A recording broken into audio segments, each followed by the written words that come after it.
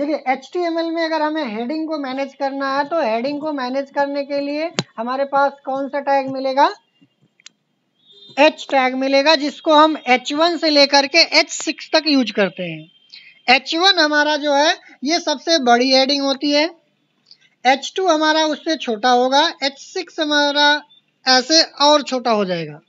तो H1 हमारा H2, H3, H4, H5, H6 जो सबसे छोटी हेडिंग होती है वो H6 होती है। अगर हमें इन दोनों को लगता है कि सेम साइज करना है तो हम क्या करेंगे, इसको भी H1 करेंगे और इसको भी H1 करेंगे। जैसा कि यहाँ पे अगर हम देखें तो इन दोनों की सेम साइज करना है तो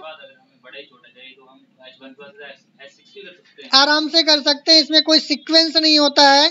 जैसे यहाँ पे समझिए कि हमने यहाँ पे H1 दिया है तो ये बड़े में आ रहा है और ये हमारा H2 दिया है तो इससे थोड़ा छोटा आ रहा है। हम चाहते हैं कि नहीं H1 के बाद डायरेक्ट H6 हो जाए, तो आप यहाँ पे H2 की जगह पे आप यहाँ पे H6 भी लगा सकते हैं।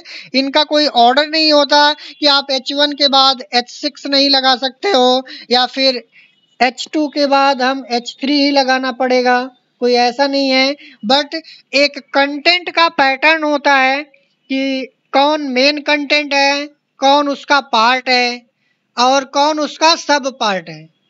तो कंटेंट के अकॉर्डिंग हम उसकी साइजिंग फिक्स करते हैं।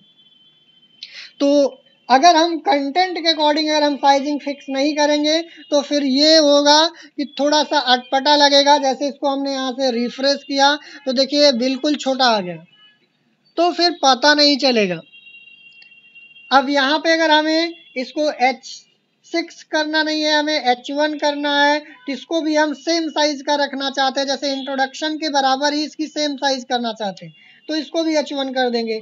तो यहाँ पे हमने सेव किया, फिर से इसको हमने रिफ्रेश किया तो ये सेम साइज का हो जाएगा। तो ये दोनों सेम साइज के हैं, H1 के, ये हमारा दोनों सेम साइज के हैं H3 के। आपको लगातार H1 से लेकर के H6 तक आपको देखना है तो यहाँ से आप चाहे तो ये सारी लाइन ऑफ कोड आप यहाँ से हटा भी सकते हो। कैसे करेंगे, आप तो न्यू फाइल यहाँ से बना लीजिए, फाइल में जाकर के न्यू, और यहाँ से HTML का हमें वो पूरा का पूरा सिंटैक्स लिखना पड़ेगा। HTML हेड के अंदर हमारा टाइटल, टाइटल में हमारा हो जाएगा हेडिंग टैग, और यहाँ पे फिर हमारा टाइटल क्लोज हो जाएगा और देन हमारा यहाँ से हेड बंद हो जाएगा। हेड के बाद हमारा क्या आ जाएगा, बॉडी। बॉडी के अंदर हम यहाँ पे H1 हेडिंग लगाना है तो यहाँ पे फर्स्ट हेडिंग हमने दे दिया। First heading is the two large, ये सबसे बड़ा होता है हेडिंग। H1 को आपने यहाँ पे बंद कर दिया। देन H2 ओपन करना है तो H2 ओपन किया, स्मॉलर देन H1, H2 को क्लोज किया। H3 यूज करना है, H3 यूज किया, स्मॉलर आल्सो टू H2। ऐसे ये आपका डिक्रीजिंग ऑर्डर में जाएगा। कहाँ तक जाएगा, H6 तक जाएगा। H6 हमारा जो होता है सबसे स्मॉल होता है, ये हमारा टू स्मॉल होता है, टू स्मॉलर। और इसमें कोई ऐसा सीक्वेंस नहीं है कि हम H1 के बाद H2 लगाना कंपलसरी है। आप H1 के बाद H6 लगा दो, H2 लगा दो, बट आपको ये ध्यान देना होगा कि जो कंटेंट है हमारा किस फॉर्मेट में है, किस सीक्वेंस में है, आप उसी के अकॉर्डिंग चलेंगे। अब यहाँ पे जैसे हम लोगों ने अभी यहाँ पे इस पे बात कर रहे थे तो ये हमारा क्या था, एक टूल्स फॉर HTML है, तो इसी के ये दोनों पार्ट हैं। अगर हमने यहाँ पे H1 इसको भी बना दिया, H1 इसको भी बना दिया, H1 इसको भी बना दिया तो थोड़ा रीडर्स को प्रॉब्लम होगी समझने में। अगर हमने इसको H1 बना दिया, इन दोनों को H3 बना दिया तो सामने वाला बहुत आसानी से समझ जाएगा कि अच्छा ये इनके पार्ट्स हैं, उसको समझने में ईजी होगा। तो वो आप उसको मेंशन कर सकते हो। ये इसका हमने अभी इसके पहले हम लोगों ने क्या किया था, डिस्कस किया था कि कैसे हम मेंशन करेंगे। तो आपको हेडिंग्स, अगर आपको एक काम करना है तो आप कुछ इस तरीके से हेडिंग्स आप लगा सकते हो जितने भी बार आपको लगाना है। कोई ऐसा नहीं कि एक बार हमने H1 टैग लगा दिया तो आप दोबारा H1 नहीं लगा सकते। आपको H1 लास्ट में लगाना है तो आप लास्ट में भी दोबारा से लगा सकते हो।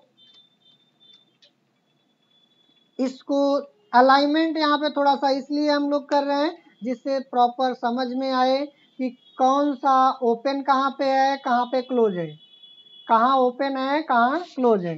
एक लाइन में भी अगर आप लिख दोगे तो काम करेगा, ऐसा नहीं है कि काम नहीं करेगा, बट थोड़े से अंडरस्टैंडिंग में प्रॉब्लम हो जाती है कि कहाँ ओपन है, कहाँ पे क्लोज है। इसलिए थोड़ा सा आप अलाइनमेंट को सेट करके चलेंगे। इसको भी हम सेव करते हैं, कंट्रोल एस प्रेस किया, डेस्कटॉप पे सेव करना है तो यहाँ पे हमने heading.html कर दिया। इसको भी हमने यहाँ से ऑल फाइल कर लेते हैं और सेव पे क्लिक कर देते हैं। ये फाइल हमारी कहाँ पे सेव हो गई, डेस्कटॉप पे। चलते हैं डेस्कटॉप पे, यहाँ पे डबल क्लिक करेंगे। ये भी हमारा देखिए H1 है, H2 है, H3 है, देन H6 है, अगेन हमारा H1 आ गया। तो किसी भी सीक्वेंस में हम हेडिंग्स को यूज कर सकते हैं। ज़्यादातर हम लोग H1 और H3 को इस्तेमाल करते हैं। H1 हमारा, क्योंकि यहाँ पे H1 और H2 दोनों सिमिलर थोड़ा सा नज़र आते हैं, इसलिए जो मेन हेडिंग होती है हम H1 में मेंशन करते हैं और जो आपका थोड़ा सा उसके पार्ट्स होंगे उसको हम H3 में यूटिलाइज करेंगे। तो अपने वेब पेज बनाते टाइम हम ध्यान देंगे कि हम H1 और H3 का ज़्यादा यूज करेंगे। जो भी हम अपनी वेबसाइट में कंटेंट राइट करेंगे तो कंटेंट को राइट करते टाइम हम H1 और H3 का यूज करेंगे। जो हमने टाइटल में दिया था वो हमारा यहाँ पे आ रहा है, जो बॉडी के अंदर पास किया था वो हमारा यहाँ पे आ रहा है। अब इसमें देखिए एक चीज़ है, अभी हम यहाँ पे काम कर रहे हैं, अगर ये फाइल हमने बंद कर दिया, ठीक है, इतना क्लियर हुआ हेडिंग्स के लिए। अगर ये चीज़ें क्लियर हो गई